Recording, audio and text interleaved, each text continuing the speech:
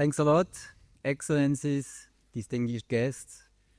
It's a great honor for me to be here at the forum today in the beautiful city of Riga and to share with you some insights about the Swiss vocational education and training system, which actually has already a long tradition because the first VET law was introduced in 1930, so almost 100 years ago.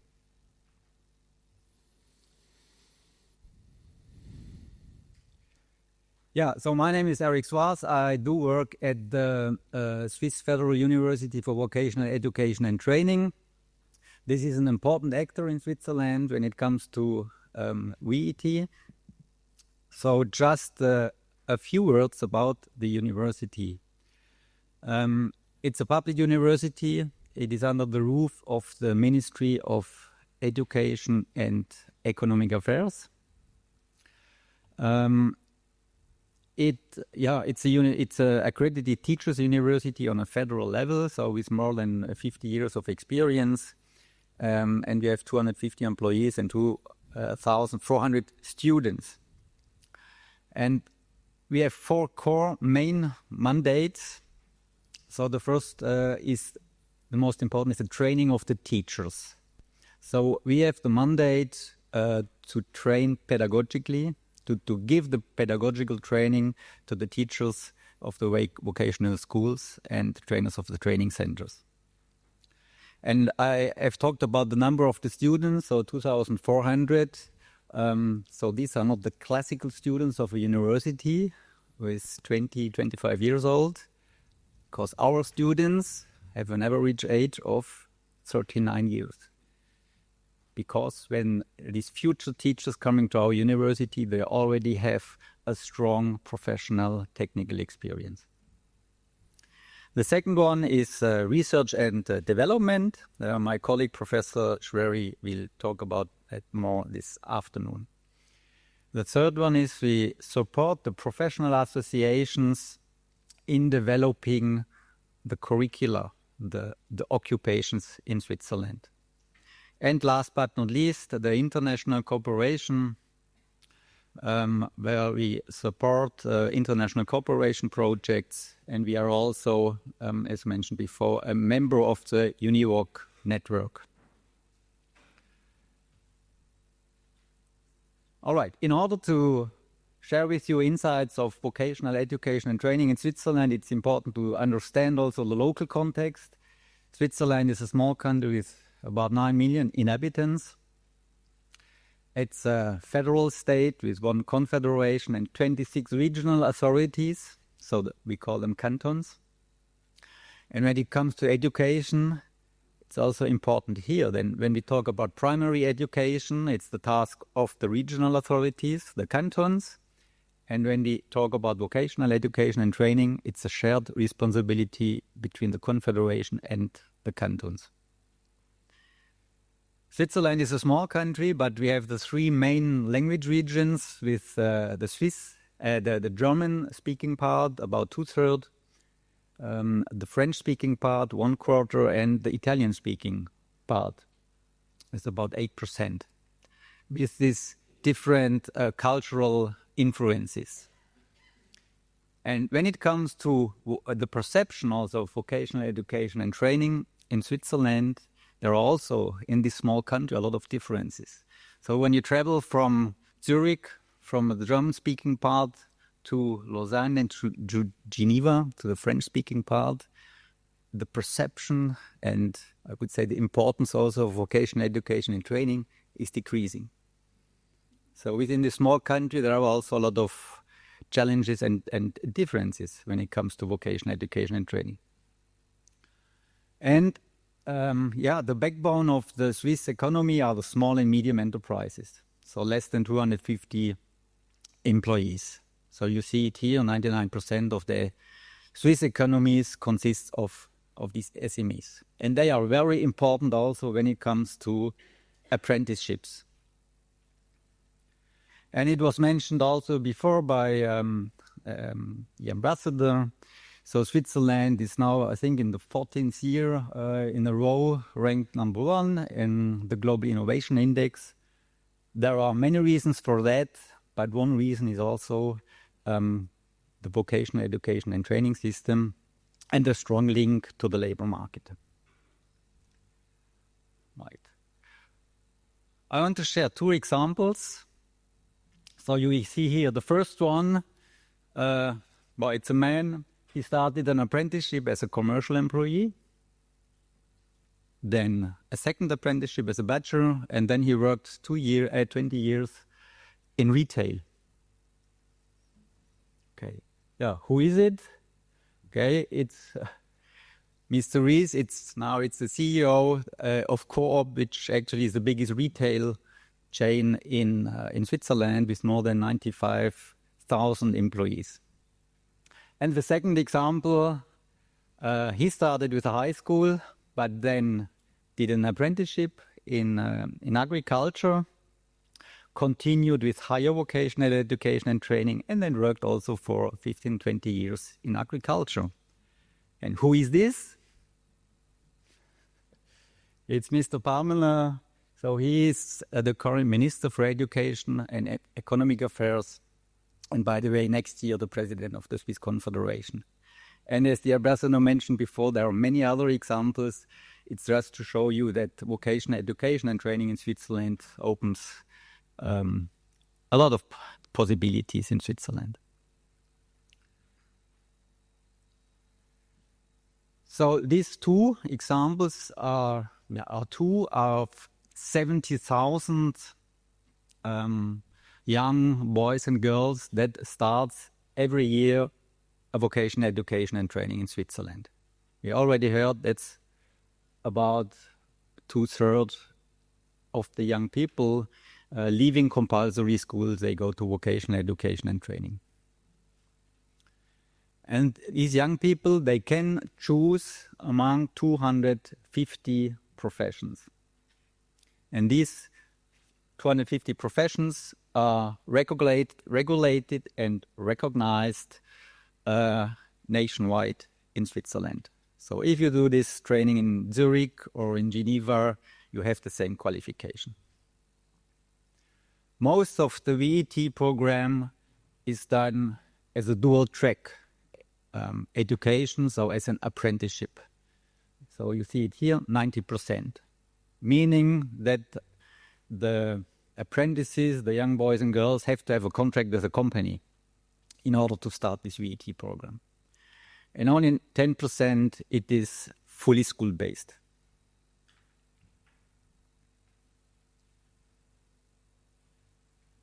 As said, the companies have an important role in apprenticeships, so they actually do train the young apprentices, but they are not obliged to do this. So they are free to offer these training positions.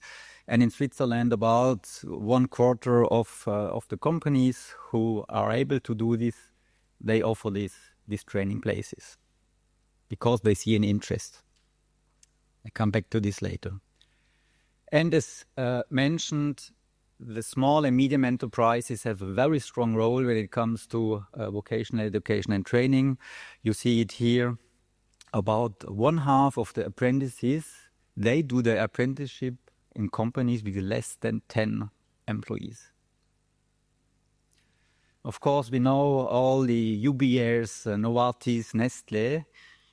They are very important for the economy, but we don't have to forget for the vocational education and training, the small companies have a crucial role.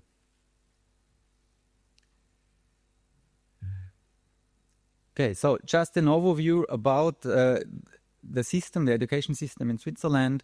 So after compulsory school, 15, 16 years old, the pupils leave compulsory school, and then they have to choose the pathway, high school or vocational education and training.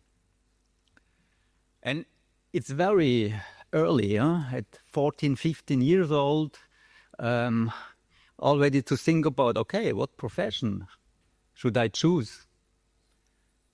I have 2 children, so when I asked them, they've been 13, 14 years old, so yeah, what are you interested in? What occupation you would like to choose? And they said to me, I don't know, I want to go out with my friends. So at this age, it's very difficult to know what I want, and therefore it's also important to have support measures, the parent side, but also from the cantonal side, the career guidance offices to support them. Okay, so we have the vocational education and training on the secondary, upper secondary level, and then on the tertiary level we have the classical universities on the right side, and on the left side, this is quite special to Switzerland, we have also vocational education and training on a tertiary level, which we call professional education and training. Okay, so I don't want to go in detail here.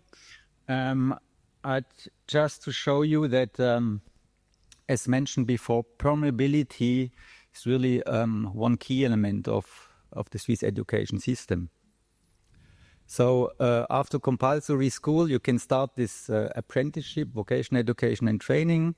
This can be a 2 years program or 3 to 4 years program, which then ends with a federal diploma in vocational education and training. After that, you can stay in a company, you can work with a decent salary, or you have the possibility to continue education. So directly to go to the higher vocational education and training.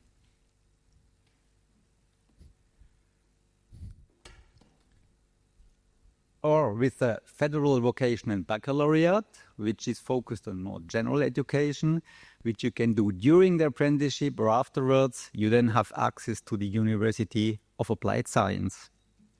Or with an aptitude test, you can also go to university. So this is just to show you really that it's no dead end in the Swiss education system. You always have possibilities to continue. Yeah, I said there are 250 professions. You see here the most popular ones. So it's not the typical blue-collar profession. So the most chosen is the commercial employee in Switzerland as an apprenticeship. See, IT specialist, retail clerk, for example. And this, 10 professions represents half of all the apprenticeships in Switzerland. So you remember, there are 250 professions. So there are 240 professions, which represents the other half. So that means there are also a lot of small professions in Switzerland.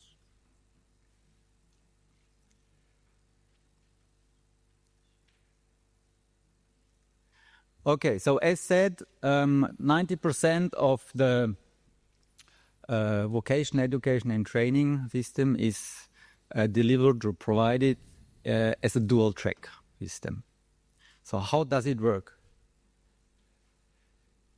Yeah, so after compulsory school, 15, 16 years old, I leave. So then I have to find a company in order to start the apprenticeship. So I'm a young boy and girl, I have to write a motivation letter, I have to write my CV, I have to have some interviews in the companies, sometimes even a trial. And then, if I'm lucky, I'm chosen, I get a contract with the company. And then I can start my apprenticeship. So during this 3 or 4 years apprenticeship, the practical part is about, let's say, 80%. And we see it here during a week. Normally, the apprentices go 3 to 4 days per week to the company. They get trained there. But afterwards, they are also productive, so they work during their apprenticeship. So this is the main part. Then, on the other side, we have the vocational school. And the apprentices go 1 to 2 days per week to the vocational schools, where they have vocational theory, but also general education. And last but not least, we talk about the dual system in Switzerland, But actually we have 3 learning locations. So we have also the branch training centers, which are organized by the professional associations in Switzerland. And here are coming apprentices from different companies, from one sector together. Let's say 10, 15 days per year. So as we have a lot of small companies in Switzerland, they don't have all the infrastructure and cannot teach or train all the competencies. So in these training centers, it is ensured that the apprentices have the competencies that are required to get this federal diploma. So after these 3-4 years, I have the diploma. And then what is the situation afterwards? So the companies are not obliged to keep the apprentices with the diploma. On the other side, the apprentices are not obliged to stay in the company. It's completely free. But you see here, on the pink colors, that about 55-60% of the apprentices, they stay in the company. And about 40-45%, they leave the company. But that does not mean that they are unemployed. It means that maybe they go to another company, or they continue education, or, I don't know, they're doing a world trip. That's also a possibility. So,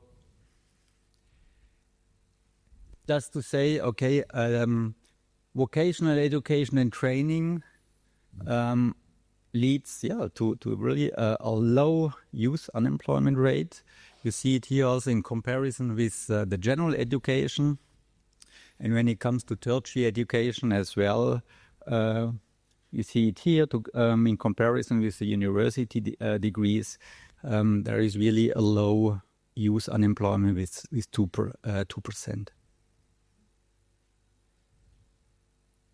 Okay, just share this. It was also mentioned before, and this is one key element. It is about the public-private partnership.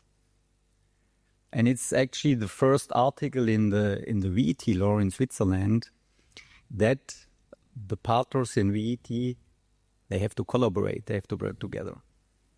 So first of all, we have the confederation on a national level, with the ministry, also with our university, for the strategic management and for the recognition of the qualifications. The second partner are the cantons, so the regional authorities. They run the schools, the vocational schools.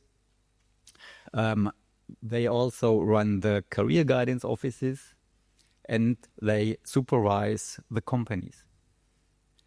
And last but not least, the most important partner, the companies, the professional associations. And what I would like to emphasize here is that they are actually responsible for the training content. So they define the curricula, the competencies that are needed for the labor market.